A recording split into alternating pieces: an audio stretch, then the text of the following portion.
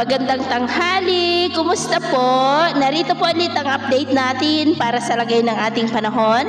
Ngayong tanghali po ng November 20, 2023 na kung saan sa ngayon po ay patuloy pa rin na malakas ang daloy ng hanging amihan dito po sa malaking bahagi ng Luzon, habang ang shear line ay nag-i-extend pa rin hanggang po sa may Visayas at nakakawit pa rin po dyan ang LPA na ating minomonitor sa silangang bahagi po ng Caraga. Pero ang sama ng panahon ito ay posibleng malusaw na po sa susunod na 24 to 36 hours at unti-unti na rin na mababawasan ang malalakas na ulan sa may Kabisayaan at Bicol Region hanggang sa Huwebes ay gaganda na rin po ang panahon dyan. At ang sama ng panahon naman sa silangan ng Palawan ay posibleng lalakas yan bilang bagyo, pero palabas na po sa ating area of responsibility. At sa lagay ng ating panahon ngayong tanghali, dahil po sa sama ng panahon sa